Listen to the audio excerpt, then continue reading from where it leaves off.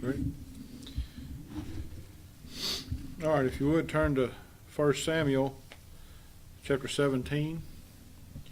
We finished with chapter 16. The last time we met, we didn't have service last Wednesday evening because of the weather, and we're finally able to meet back in the building tonight. The parking lot's clear, the roads are clear.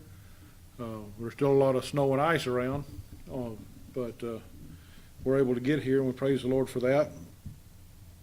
We thank Him we've had 2 beautiful days of sunshine and warm.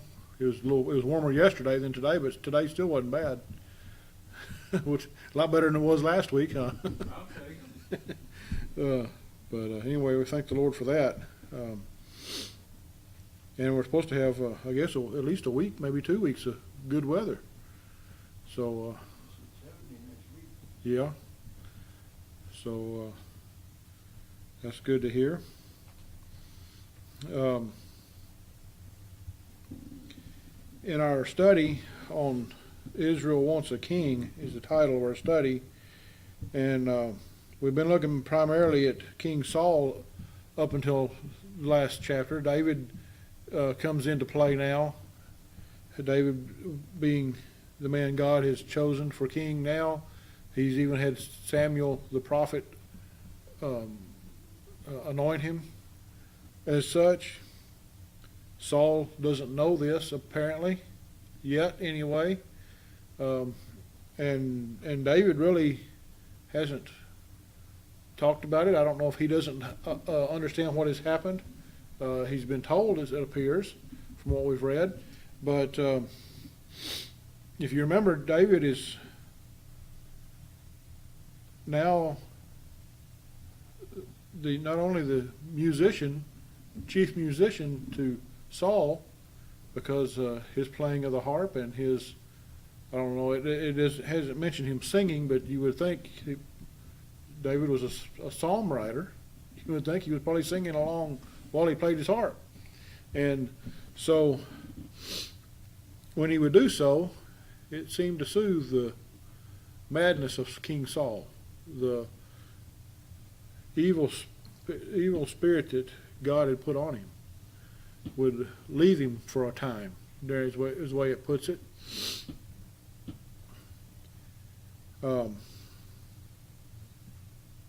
But this evil spirit would come back also. And so it was just temporary. And so we're going to start seeing more about David. Saul is still in the picture. He's not dead yet. It will happen eventually in our study, and that's our goal, is to get to the end of Saul's life at least in this study. I don't think we'll go much further than that with this, because that being the title of our study is Israel Wants a King, and Saul is the king that God gave them, because that's the kind of man they wanted, basically. He's not what they expected, but they begged for a king and they got one. And they found out pretty soon that he wasn't what they thought he was going to be. Life wasn't so full of roses, was it, with King Saul? Saul was a warrior king. We often think of David being a warrior king, and certainly he was, but Saul, it appears as though there was no peace at all during Saul's reign. They were constantly fighting, especially with the Philistines. Every once in a while he'd go and attack somebody else, basically just because he could, you know. It's almost, you see a lot of leaders that we have had in our country in Saul. They claim to be men of God, but they're not. And Saul has proven that, and the reason he's been removed as king from God by God is because of his rebellion against God, and specifically in his worship of God, because he refused to worship the way God commanded his people to worship, and especially the king. he overstepped his bounds 2 or 3 times. He offered sacrifices, or was about to offer us. One time he offered a sacrifice. The next time he was about to, and Samuel stopped him. Another time he made an oath that was not a godly oath over the people, and God's had enough of him.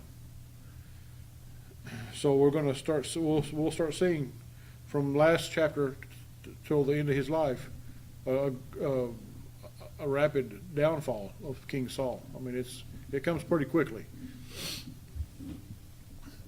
Now, chapter 17, and we're not going to get through the whole chapter tonight. It's a long chapter. We'll see how far we get. I know we're not going to get to. At least I don't think we'll. No, we're not going to get to the part where David fights Goliath. That's in this chapter also. But we're going to at least get through the part that's leading up to that. And we see more about Saul in all that. So, 1 Samuel chapter 17, verse 1. Now the Philistines gathered together their armies to battle, and were gathered together at Shoka, which belongeth to Judah, and pitched between Shoka and Ezekiah and I'm not even going to try to pronounce that one because I know I'll mess it up. But you see here that the Philistines they've invaded Israel. It says, which belongeth to Judah. You know, they've invaded part of the land that belongs to the tribe of Judah. And Saul and the men of Israel were gathered together and pitched by the valley of Elah, and set the battle in array against the Philistines. In other words, they're picking at each other and they're getting ready to fight. And oftentimes that's how battles were fought back then in the beginning. When the two armies got close enough, they would start to antagonize each other. They'd start picking on each other and making fun of each other and all those kinds of things, and just get things stirred up and get everybody stirred up and angry, and eventually they would come together and fight. And remember, there was no standing off and shooting from afar. No, this was hand-to-hand combat, very up close, up and personal, face-to-face. They didn't have the modern weapons we have. They didn't have missiles and airplanes, and they had bows and arrows, it appears, but they weren't even well equipped with those. It doesn't appear. Mostly it was with what they called swords, was basically about the size of what we call a Bowie knife. It wasn't much bigger than that. And so that and rocks and sticks, and that's about what they fought with. They might have had some other things, but and then you had those who were in charge, the top generals, and you had the king and maybe the princes that actually had armor. But nobody else did. They were pretty well left on their own. Remember, David is not only the chief musician to Saul, but he's also his armor bearer. So he's in charge of carrying Saul's armor around. And we forget, and we'll see this tonight, we often forget David's still just a boy. He's still a teenager. He's not a grown man yet. His older brothers are grown. Matter of fact, 3 of them are there in the army with Saul. They're old enough to have joined the army, but not David. And the Philistines stood on a mountain on the one side, and Israel stood on a mountain on the other side, and there was a valley between them. So here militarily, you've got a problem. You've got both sides have the high ground, and you've got a valley between. Somebody's going to have to go to the valley eventually. Well, in this case, they're going to come down into the valley and fight. That was their strategy back then. You try to take the high ground when you can, but both armies are controlling the high ground at this point. and there's just a valley between them. So at some point they're going to have to come and meet in the middle, and it's not going to be pretty when they do. And there went out a champion out of the camp of the Philistines, named Goliath of Gath, whose height was 6 cubits and a span. This guy, this giant, they say, is about 9 foot 9 inches tall, almost 10 foot tall. He's a big guy. You think about the best example I can think of as far as being about 10 foot tall would be the goal on a basketball court. They're 10 foot tall. The regulation rule anyway for, I guess, for junior high and up, all the way up into the professionals, it's 10 foot. So you think about that, he's almost as tall as a basketball goal. He's a champion out of the camp. In other words, he's a seasoned warrior. And he had a helmet of brass upon his head, and he was armed with a coat of mail, and the weight of the coat was 5,000 shekels of brass, and he had greaves of brass upon his legs, and a target of brass between his shoulders. He was decked out in the finest armor of the day. They didn't want to take a chance on anybody harming this guy, because he is such a great warrior. They want him to have all the protection that he can. And so they've decked him out in everything they can. And he's big enough he can handle it. You know, it's no big, it doesn't weight him down. And the staff of his spear was like a weaver's beam. His staff is on the wooden part of his spear. It's huge. A normal man may not even be able to lift it. It weighed, his spear's head weighed 600 shekels of iron, and one bearing a shield went before him. So he had an armor bearer also. He had a guy that carried a shield that went before him, carrying the shield in front of him. How'd you like to be that guy? He's probably the one that got shot at the most. And he stood and cried unto the armies of Israel, and said unto them, Why are ye come out to set your battle in array? Am not I a Philistine? And ye servants of Saul, choose you a man for you, and let him come down to me. So this big guy, this guy Goliath, he is making fun of the armies of Israel. He tells them, why are you getting ready for battle? Why don't you just send a guy down here to fight with me, and we'll call it quits. You know, we'll decide the battle with just me and one guy. Well, he knows that's ridiculous, and they know it's ridiculous. They've heard about how he fights and may have even seen him in battle before. He says, but if he be able to fight with me and to kill me, then will we be your servants.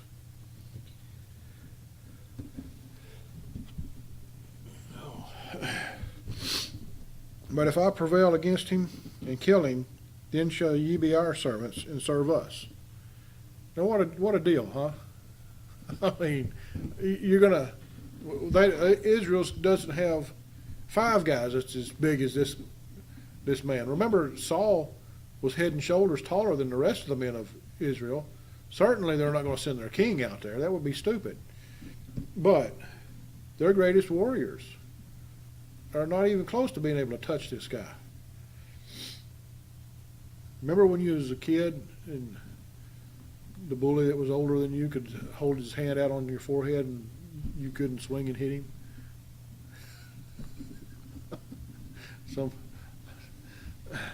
Or maybe you did. Maybe you're the one that did that to the younger kids. That's what I picture Goliath being able to do to these other grown men. Is they're not going to have a chance against him.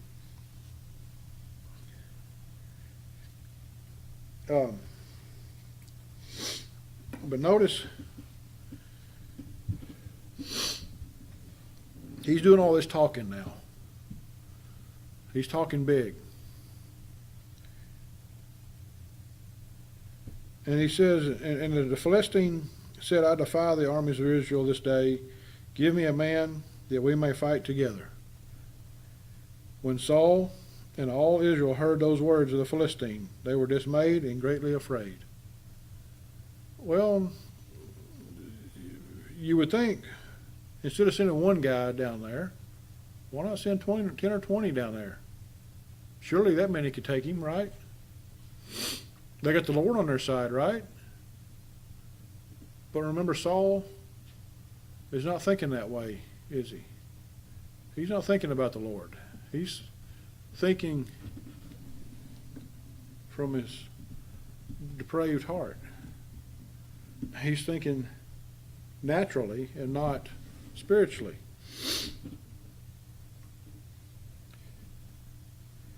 Verse 12, we see a change. We see David. Now David was the son of that Ephrathite of Bethlehem, Judah, whose name was Jesse, and he had 8 sons. And the man went among men for an old man in the days of Saul. So Jesse was a popular guy. He was well known in the community.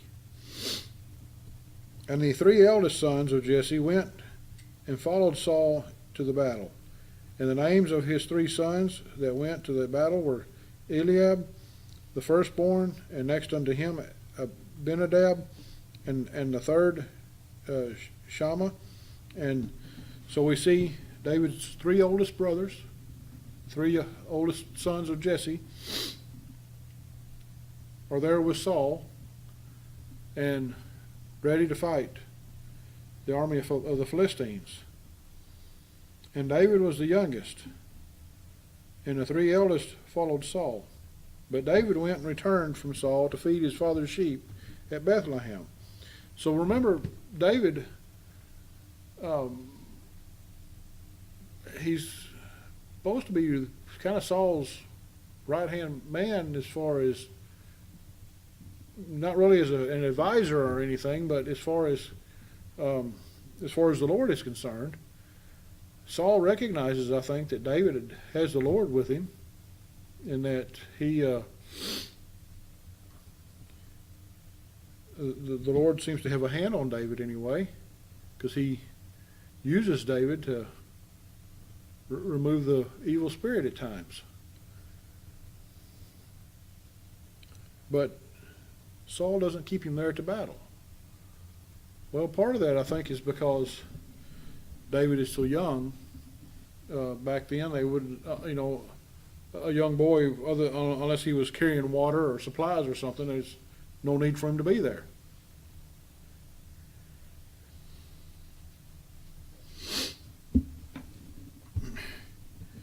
Anyway, David leaves the battle and returns to feed his father's sheep in Bethlehem. He goes back to his old job. And the Philistine drew near morning and evening and presented himself 40 days. So for 40 days, Goliath came in the morning and in the evening both. You want to fight during the day, you want to fight at night. Whichever. He didn't care. And Jesse said unto David, his son, take now for thy brethren an ephah of this parched corn and these 10 loaves, and run to the camp to thy brethren, and carry these 10 cheeses unto the captain of their 1,000, and look how thy brethren fare, and take their pledge.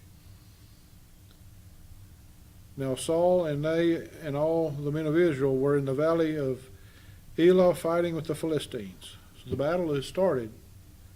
They're fighting. David, his father Jesse, has sent him to check on his brothers. Go check on them, take them some food, parched corn and bread. What a diet, huh?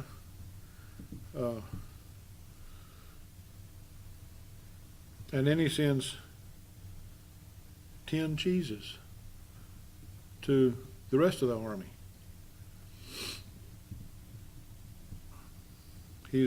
Jesse's appears to be a wealthy man, doesn't he?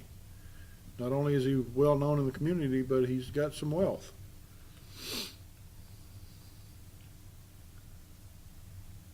Like I said, the battle has started. Verse 20, and David rose up early in the morning and left the sheep with a keeper and took and went as Jesse had commanded him.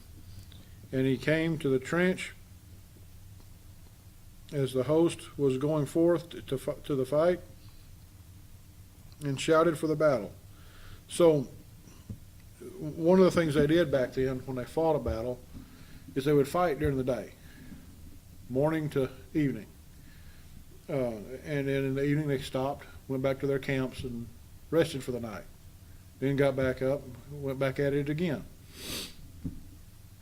So that's what he's explaining here. For Israel and the Philistines had put the battle in array, army against army, and David left his carriage in the hand of the keeper of the carriage, and ran into the army and came and saluted his brethren. So you see what Goliath was trying to persuade them to do here. Send a man out to fight me, and you don't have to fight. All these other men don't have to fight. Nobody else has to die. Just one man, me or the guy that comes to fight me. Sounds logical, but it was going to take more than one man to defeat the Goliath of his size, at least humanly speaking anyway. And so that's why Israel had decided, well, let's just fight them all. They had Saul thought he had a better chance that way. And he let's see, David left his carriage in the hand of the keeper of the carriage and ran into the army and came and saluted his brethren.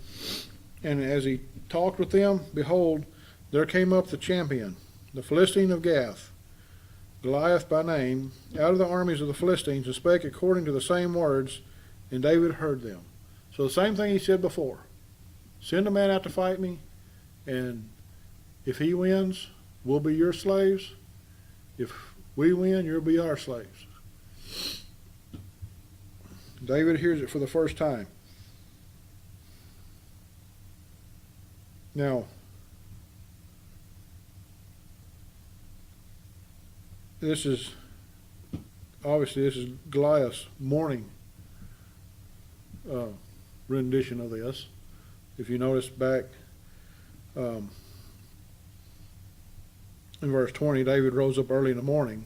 So this would have been at the beginning of the day. The armies hadn't gone out to fight yet. So Goliath was doing this every morning before the battle started, and then every evening when they decided to stop the battle for the night. That's the times of days he was doing this. And all the men of Israel, when they saw the man, fled from him and were sore afraid. And the men of Israel said, Have ye seen this man that is come up? Surely to defy Israel is he come up.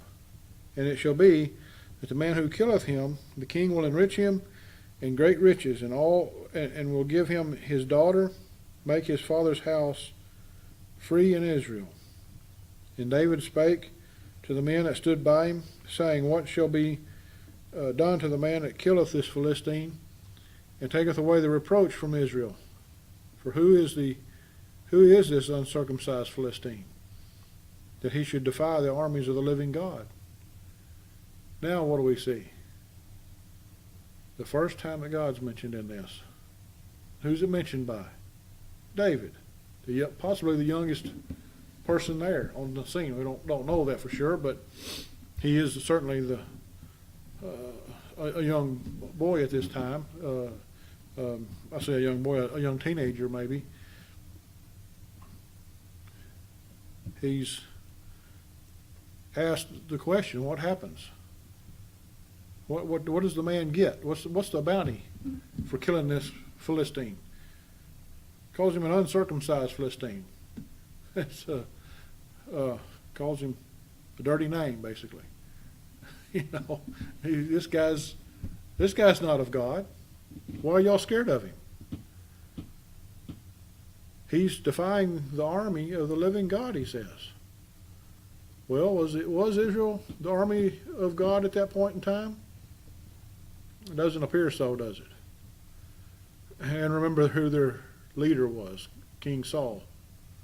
We know certainly he was not a saved man, and remember the Holy Spirit had left him. He didn't have the protection of the Holy Spirit anymore.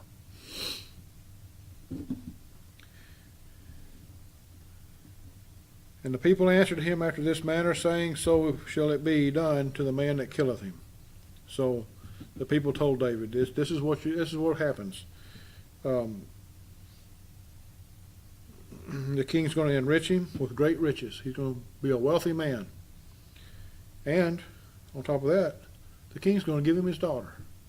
The king's got a daughter that's of marrying age. This man that defeats this giant is guaranteed a wife of royalty. And his father's house free in Israel. In other words, his father will not have to pay any taxes anymore. He'll be free from government rule. What a promise, huh? Verse 28, and Eliab, his oldest brother, heard when he spake unto the men, and Eliab's anger was kindled against David, and he said, Why comest thou down hither, and with whom hast thou left those few sheep in the wilderness? I know thy pride, and the naughtiness of thine heart, for thou art come down that thou mayest see the battle. Eliab is concerned about his father's sheep. Where's the shepherd? Who's taking care of them if you're here? And why are you here? First, why are you here?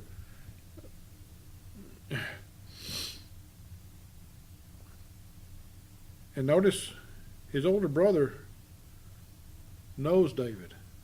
He tells him, I know thy pride. Was David a prideful man? He could be at times. We see that later in his life, after he's officially king. And the naughtiness of thine heart. Certainly we've seen that too.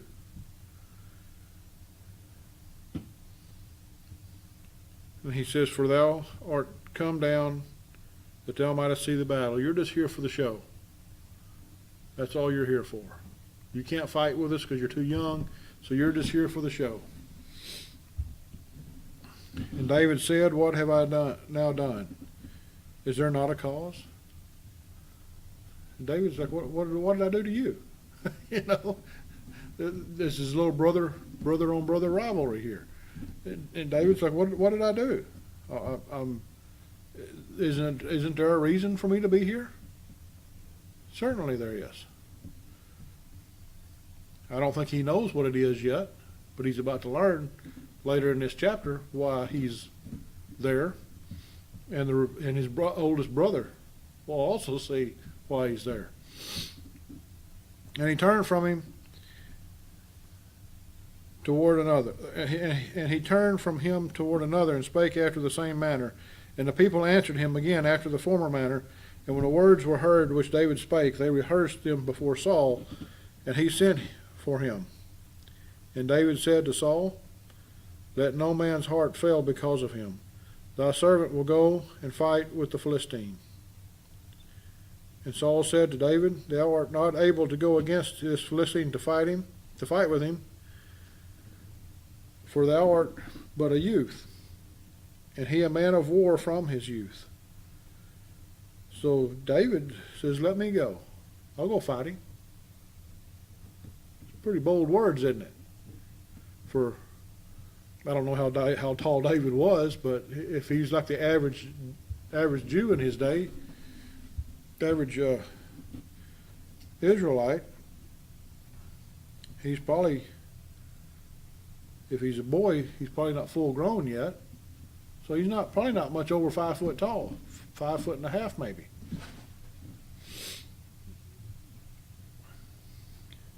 And Saul tells him, "You can't go. You're just a kid. You don't know anything about fighting." And he tells him this man, this Philistine, he's been a warrior since his youth. He's been brought up to fight. He's a professional. You don't stand a chance with him. And Saul's thinking, if I let this boy go out, if he's the man we choose to go fight this giant, and he's certain to lose, we're all going to be servants of the Philistines by the end of the day. That's not what he wanted. And David said unto Saul, thy servant kept his father's sheep. And there came a lion and a bear, and took a lamb out of the flock, and I went out after him, and smote him, and delivered it out of his mouth. And when he rose up against me, I caught him by his beard, and smote him, and slew him. Thy servant slew both the lion and the bear, and this uncircumcised Philistine shall be as one of them, seeing he hath defied the armies of the living God. So two things here. David knows, number one, David knows God's on his side. He thinks God's on the side of the army of Israel. And he is, and he proves that. God proves that in this story. Plus, David mentions the fact that, hey, I fought before. I fought bears and lions. And wild animals don't fight like men, do they? Most of the time, when you get a wild animal, and they're not going to be merciful at all. You fight a man at some point, he's going to slip and make a mistake, or he's going to show a little mercy, or he can, but not with a wild animal. They're much harder to fight because they're unpredictable. David said, moreover, the Lord hath delivered me out of the paw of the lion and out of the paw of the bear. He will deliver me out of the hand of this Philistine. And Saul said unto David, go, and the Lord be with thee. Saul recognizes the boldness of David. The boldness in the Lord, I should say, that David has. It's not a boldness in himself, but in the Lord. And Saul tells him, go fight the Philistine. You're the man.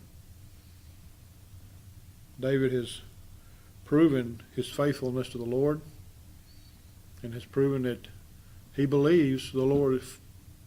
He believes without a doubt that the Lord is on his side. He thinks the Lord is on the side of the armies of Israel. It's just that they're not.